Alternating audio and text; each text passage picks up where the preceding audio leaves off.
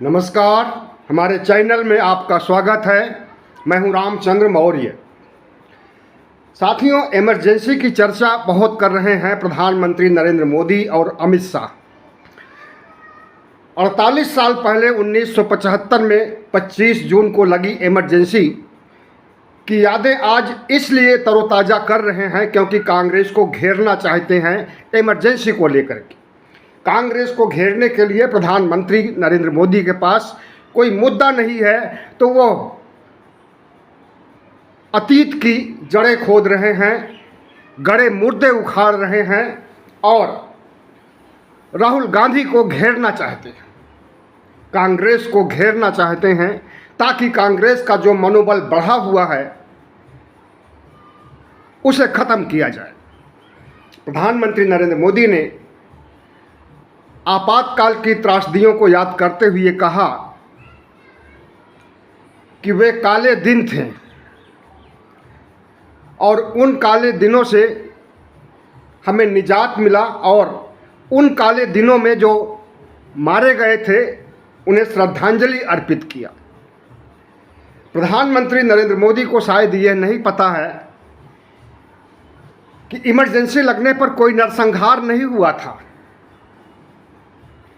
अपनी मौत जो लोग मरे होंगे, जो जेलों में बंद थे नेता, उनकी बात छोड़ दिया जाए तो उस समय की पुलिस ने कोई ऐसा जुल्म नहीं ढाया था जिससे कि लोग मरे हो। हाँ, इतना ज़रूर है कि जेलों में बंद किया गया था नेताओं को, सामाजिक कार्यकर्ताओं को और समाज के तमाम प्रख्यात लोगों, वरिष्ठ लोगों, समाज सेवियों को जेलों में बंद किया गया था, लेकिन किसी का कत्लेआम नहीं किया गया था, जिसकी श्रद्धांजलि अर्पित कर रहे हैं प्रधानमंत्री नरेंद्र मोदी। प्रधानमंत्री नरेंद्र मोदी को मालूम होना चाहिए कि 1975 में जब इंदिरा गांधी ने आपातकाल लगाया था तो उसका विरोध करने वाले नेता आज भी हैं। उनकी ही पार्टी में रविशंकर प्रसाद हैं, उनकी ही पार्टी में सुशील मोदी हैं, राष्ट्रीय जनता दल के लालू यादव हैं, जदयू के नीतीश कुमार हैं जो मुख्यमंत्री हैं। ऐसे बहुत से नेताओं की कतार है जो 1975 की इमरजेंसी के दंश को झेला है। उस समय किसी बड़े नेता के कत्लेआम की बात नहीं थी जिसे प्रधानमंत्री नरेंद्र मोदी श्रद्धांजलि दे रहे हैं। और जो श्रद्धांजलि दे रहे हैं तो क्या जिंदा लोगों की श्रद्धांजलि दे रहे हैं? रविशंकर प्रसाद की, सुशील मोदी की, नीतीश कुमार, लालू प्रसाद यादव, जितने भी वरिष्ठ नेता हैं, बुजुर्ग नेता हैं, सब 1975 के इमरजेंसी की आग से तपे हुए निकले हुए लोग हैं, अभी हैं। तो जिंदा लोगों को श्रद्धांजलि देना कहाँ की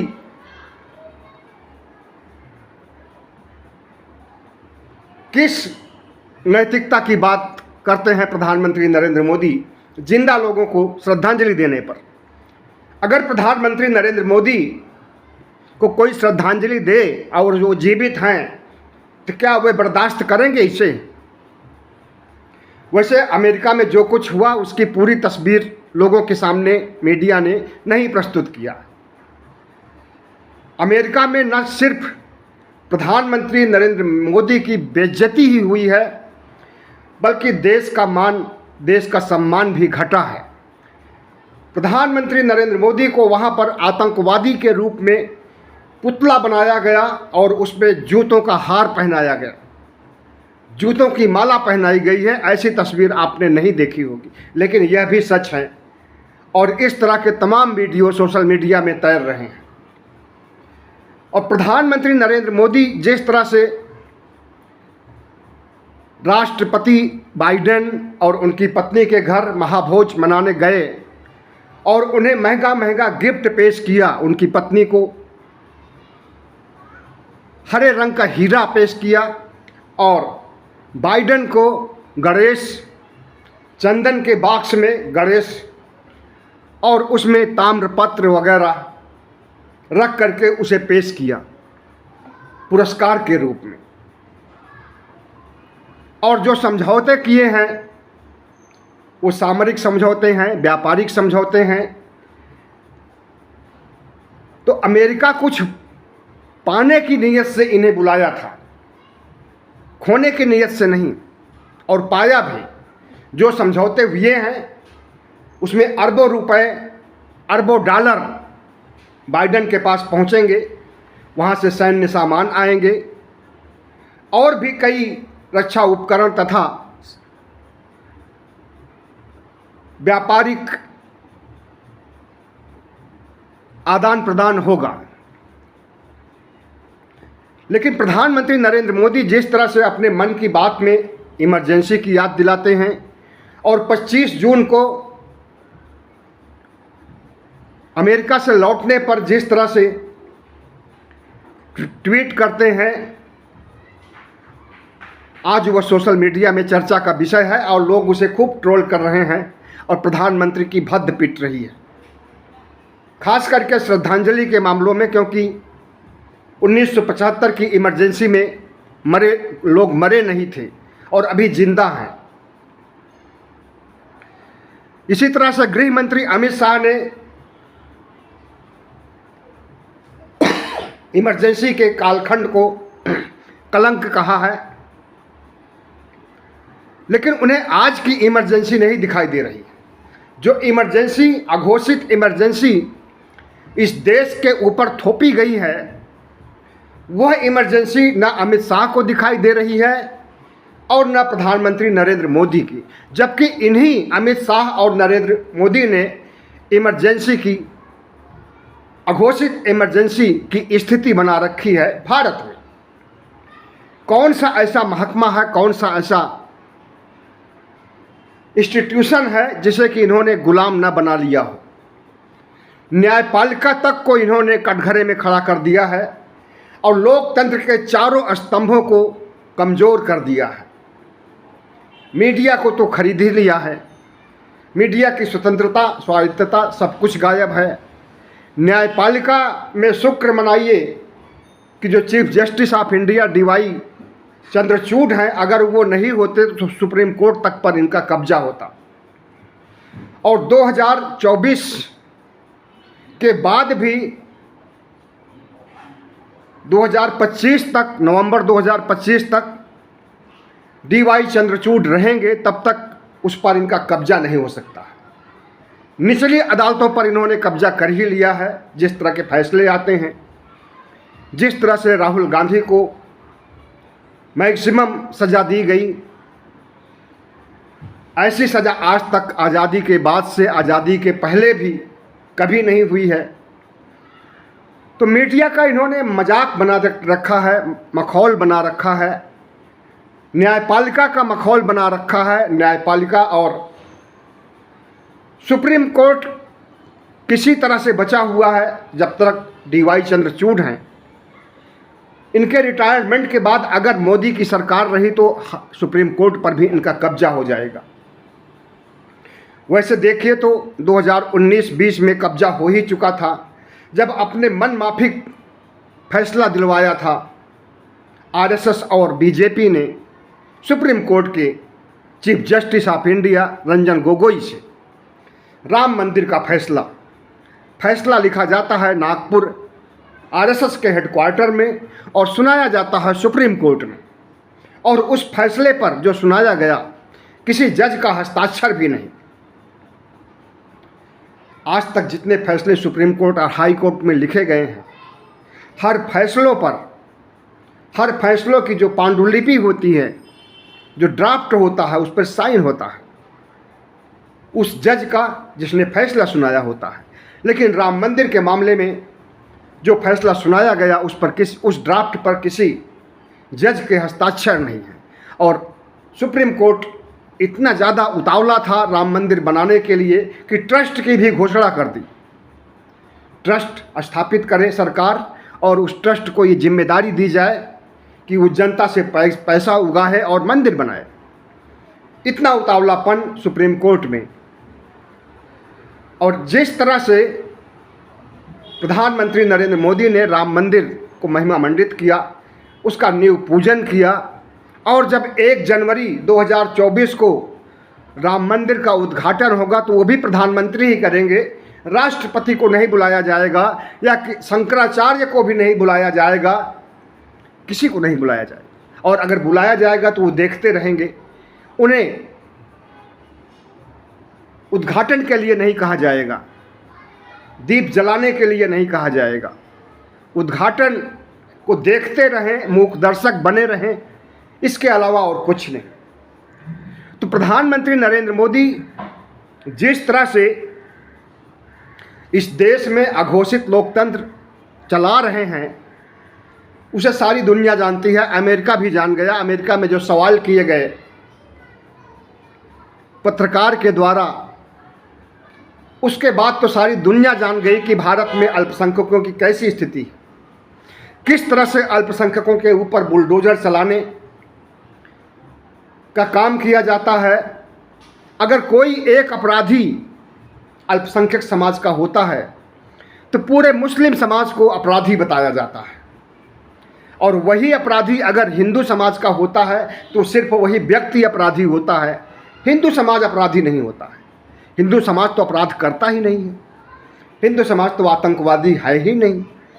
हिंदू समाज में तो सब संत और देवी देवता और 33 करोड़ जो पहले के थे उनके वंशज बैठे हुए हैं, पाप कर ही नहीं सकते हैं। मुसलमान हैं, वो आताई थे, आकर के कब्जा किए, आक्रमण किए, और आज भी आताई बने हुए हैं। इसलिए कोई मुस्लिम मिले तो उसे मॉब लिंचिंग कर दो, गाय का आरोप लगा करके, गाय काटने का आरोप लगा करके उसको मार दो। यही चल रहा है इस देश में। और सार्वजनिक रूप से धर्म संसद हरिद्वार में जिस तरह से काट डालो, नरसंहार करो, मुसलमानों का कत्लेआम करो, 100 हिंदू काफ़ी हैं 1000 मुसलमानों को मारने के लिए, जिस तरह से आह्वान किया गया मुस्लिम समाज का खात्मा करने के लिए, उसे आपने देखा, सुना और समझा होगा। मुसलमानों को इस देश से भगाने के लिए, मुसलमानों की नागरिकता समाप्त करने के लिए, मुसलमानों के वोट के अधिकार को समाप्त करने के लिए किस ढंग से CAA NRC लाया जाता है। हालांकि उसमें फ्लॉप हो गई सरकार, आंदोलन हुआ, उसके बाद कोरोना आ गया, CAA NRC नहीं लागू हो सका और न कभी लागू हो सकेगा। तो क्या ये आपातकाल का दूसरा रूप नहीं है?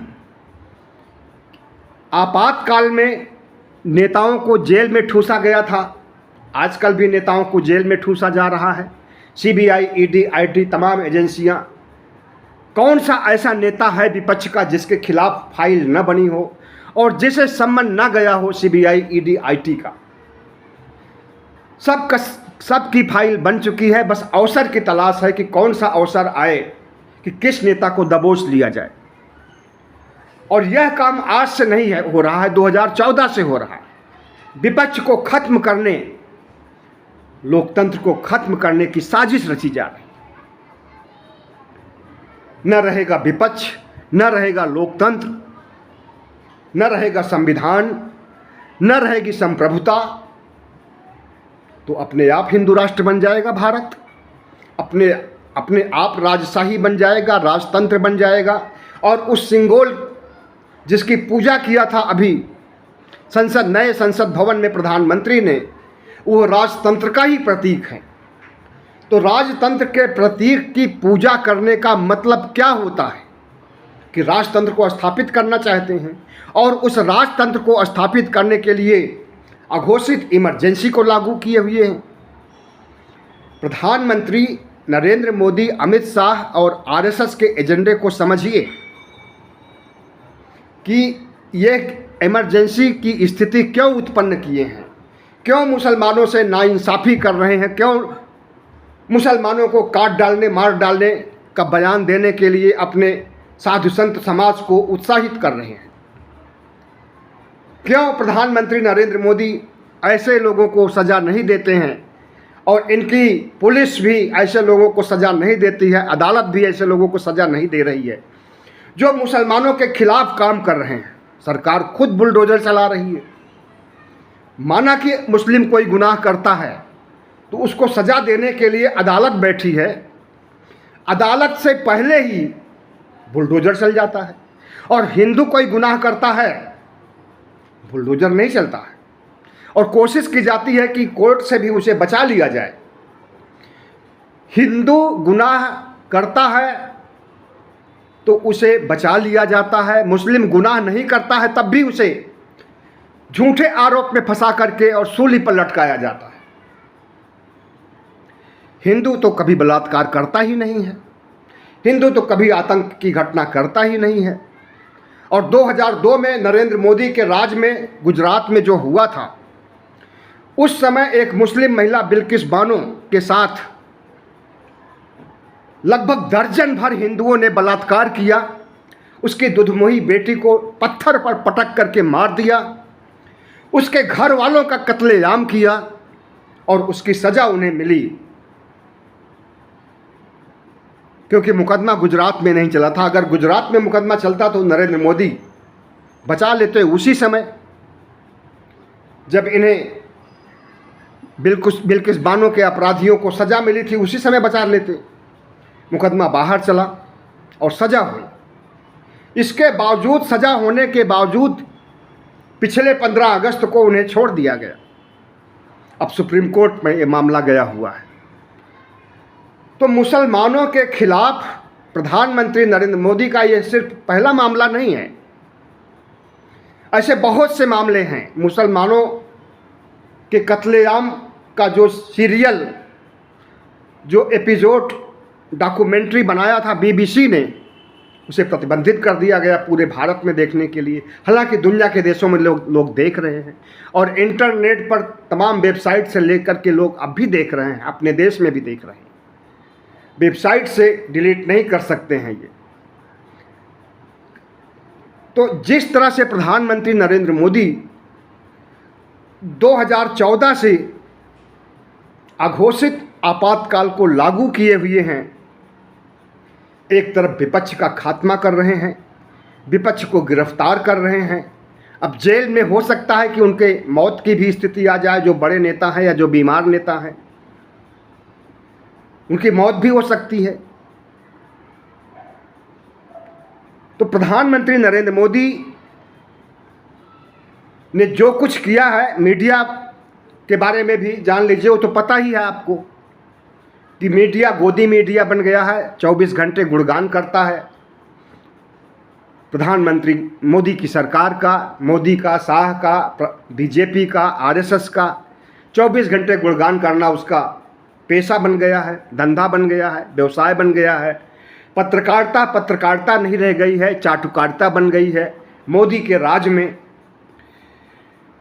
संविधान की क्या स्थिति है कि संविधान को बदलना चाहते हैं, भगवा संविधान लागू करना चाहते हैं, धर्म संसद में भगवा संविधान पेश कर रहे हैं, भारतीय जनता पार्टी के नेता पेश कर रहे हैं, अश्विनी उपाध्याय जो नेता हैं, प्रवक्ता हैं, सब कुछ हैं, वकील भी हैं, कानून की भी जानकारी उन्हें है। इसके बावजूद संविधान पेश कर रहे हैं, भगवा संविधान, जो कि मनुस्मृति पर आधारित है। तो हम तो समझते हैं कि जो 1975 की इमरजेंसी थी, उससे कहीं ज़्यादा घातक और ख़तरनाक आज की अघोषित इमरजेंसी है, जिसे प्रधानमंत्री नरेंद्र मोदी इस प्रजातंत्र को राजतंत्र बनाने, इस प्रजातंत्र को हिंदू राष्ट्र बनाने के लिए इस्तेमाल कर रहे हैं, अघोषित इमरजेंसी का इस्तेमाल करके। और एक चीज़ देखिएगा, विपक्ष एकजुट हो रहा है, पटना में एकजुट हो गया है। अब अगली रूपरेखा, अगला निर्णय शिमला में लिया जाएगा। प्रधानमंत्री नरेंद्र मोदी विपक्षी एकता से घबराए हुए हैं, और अगर प्रधानमंत्री नरेंद्र मोदी भारतीय जनता पार्टी को लगेगा कि 2024 में, या यूँ कहें कि 2023 दिसंबर में जो लोकसभा चुनाव होगा, उसमें अगर लगेगा कि उनकी हार होने वाली है, तब वो घोषित इमरजेंसी भी लगा सकते हैं और राष्ट्रपति शासन क्योंकि प्रधानमंत्री नरेंद्र मोदी अब बर्दाश्त नहीं कर सकते हैं कि कोई दूसरी पार्टी की सरकार बने, विपक्ष की सरकार बने या कांग्रेस की सरकार बने। अब उन्हें सिर्फ आरएसएस का एक एजेंडा याद रह गया है, भारत को हिंदू राष्ट्र बनाने का। 2025 तक, 2025 में आरएसएस के 100 साल पूरे हो जाएंगे। 1925 में इसका गठन दशहरा के दिन, विजयदशमी के दिन हुआ था। तो 2025 की विजयदशमी के पहले भारत को हिंदू राष्ट्र घोषित करना चाहते हैं लाल किला से प्रधानमंत्री नरेंद्र मोदी, या हो सकता है कि नोटबंदी की तरह किसी दिन प्रकट हो जाए टीवी पर और कह दें कि आज से यह देश प्रजातंत्र गणतांत्रिक राष्ट्र नहीं है, संघीय राज्य नहीं है, संप्रभु राष्ट्र नहीं है, बल्कि हिंदू राष्ट्र है। ऐसा भी हो सकता है। तो उन्हें जो हिंदू राष्ट्र बनाने की छटपटाहट है आरएसएस के 100 साल पूरे होने पर, उसको वो क्रियान्वित करना चाहते हैं। जिस तरह से संसद का उन्होंने उद्घाटन किया, जिस तरह से राम मंदिर का नींव पूजन किया और राम मंदिर का उद्घाटन करेंगे कुछ ही महीने बाद, उसी तरह से वही हिंदू राष्ट्र की घोषणा भी करना चाहते हैं। हर चीज़ में आगे आगे, चाहे वो संवैधानिक हो या असंवैधानिक हो, उसके लिए कुछ भी करना पड़े, इमरजेंसी लगाना पड़े, तानाशाही करना पड़े, विपक्ष को खत्म करना पड़े, लोकतंत्र को खत्म करना पड़े, सब कुछ करने के लिए प्रधानमंत्री नरेंद्र मोदी तैयार बैठे हुए हैं। तो साथियों, आज का भारत वो भारत नहीं है जो धर्मनिरपेक्ष मूल्यों में विश्वास करने वाले शासकों का भारत था। 2013 या यूं कहें कि 2014 तक जितने भी प्रधानमंत्री हुए, किसी का रवैया रुख इस तरह से नहीं था कि इस देश को हिंदू राष्ट्र बनाएं। बल्कि अब तो बहुत से लोग कह रहे हैं, विपक्ष के लोग भी और सत्ता पक्ष के लोग भी, कि 2024 के बाद कोई चुनाव नहीं होगा। अगर 2024 में भारतीय जनता पार्टी जीत जाती है तो उसके बाद चुनाव नहीं होगा, चुनाव की प्रक्रिया ही खत्म हो जाएगी। ऐसा सब लोग कह रहे हैं, लेकिन कोई ये नहीं कह रहा कि हिंदू राष्ट्र बन जाएगा। इसलिए नहीं कह रहा क्योंकि डरे हुए हैं, अगर कोई बड़ा नेता ऐसी बात को कह दे तो तुरंत जेल में पहुंच जाएगा, इसलिए लोग डर रहे हैं। लेकिन सच्चाई यही है कि अगर 2024 के बाद चुनाव नहीं होगा तो क्या होगा? राजतंत्र होगा। सिंगोल जिसकी पूजा करते हैं या कर चुके हैं प्रधानमंत्री नरेंद्र मोदी, उसका वर्चस्व होगा, राजतंत्र स्थापित होगा। तो 1975 में जो इमरजेंसी थी वाकई त्रासदी वाली इमरजेंसी थी, लेकिन आज जो अघोषित इमरजेंसी है उससे बड़ी त्रासदी है। इस बात को इस देश को समझना होगा, धर्मनिरपेक्ष लोगों को समझना होगा, विपक्ष को समझना होगा, इस देश के बुद्धिजीवियों को समझना होगा, इस देश के 140 करोड़ मतदाताओं को, इस देश के 140 करोड़ देशवासियों को और 90 करोड़ मतदाताओं को समझना होगा कि प्रधानमंत्री नरेंद्र मोदी की नीयति क्या है। उनकी नीयति पर सवाल उठा रहा हूं मैं, और अगर उनकी नीयति पर रोक लगाने का काम नहीं किया जाएगा तो निश्चित रूप से भारत एक दिन बर्बाद हो जाएगा, तबाह हो जाएगा और हिंदू राष्ट्र की आग में जल करके झुलस जाएगा। तो अघोषित इमरजेंसी घोषित इमरजेंसी से ज़्यादा खतरनाक है। प्रधानमंत्री इंदिरा गांधी ने 1975 में इमरजेंसी लगाई थी, तो कानूनी प्रावधान, संवैधानिक प्रावधान के अनुसार संविधान की धारा संविधान के अनुच्छेद 522 में निहित है कि 3 शर्तों पर इमरजेंसी लगाई जा सकती है।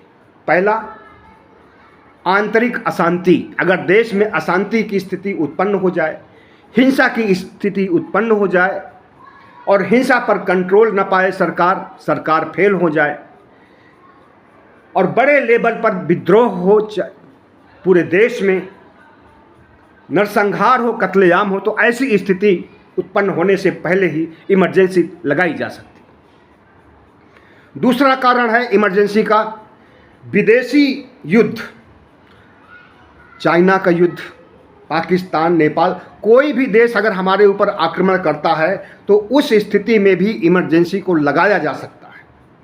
और तीसरी इमरजेंसी है आर्थिक इमरजेंसी। आर्थिक इमरजेंसी तब लगती है जब अर्थव्यवस्था रसातल में चली गई थी, जैसा कि कोरोना काल में गई थी, लेकिन बाल बाल बच गए आर्थिक इमरजेंसी से, वरना जिसके पास जो पूंजी रखी हुई थी उसको भी सरकार हड़प लेती। तो 3 प्रावधानों के तहत इमरजेंसी लगाई जाती है, लेकिन आज जो इमरजेंसी अघोषित इमरजेंसी लगी है ये संवैधानिक प्रावधानों के तहत नहीं है, ये आरएसएस के एजेंडे के प्रावधानों के तहत लगी हुई है। और मुसलमान डरा हुआ है, खिलाड़ियों के साथ यौन शोषण का जैसा घिनौना अपराध हो रहा है। किसानों की स्थिति क्या है कि उनके 3 काले कानून तो वापस हुए 13 महीने के आंदोलन के बाद, लेकिन एमएसपी जैसे मुख्य मुद्दे को छोड़ दिया गया। और भी कई मांगे थी, उसे नहीं माना। 750 से अधिक किसान शहीद हुए थे, उनके परिजनों को 1 पैसे नहीं दिया गया। तमाम किसान आज भी बंद हैं, उन्हें नहीं छोड़ा गया। इस देश में बेरोजगारों की क्या स्थिति है आप अच्छी तरह से जानते हैं। देश में महंगाई कितनी पहुंच गई है, पूरे देश में हाहाकार मचा हुआ है। इसकी तरफ प्रधानमंत्री नरेंद्र मोदी का ध्यान नहीं है। महंगाई दूर करने के लिए कोई उनके पास ठोस प्लानिंग नहीं है। गरीबी दूर करने के लिए कोई प्लानिंग नहीं है। इंफ्रास्ट्रक्चर को बेचा जा रहा है, जो कुछ पूर्ववर्ती सरकारों ने नेहरू से लेकर के मनमोहन सिंह ने बनाया था उसको बेच करके गुजारा किया जा रहा है। और कहा जा रहा है कि हम भारत देश विश्व की 5वीं अर्थव्यवस्था हो गया। भारत देश कितना कर्ज में डूबा हुआ है इसे आप नहीं जानते होंगे।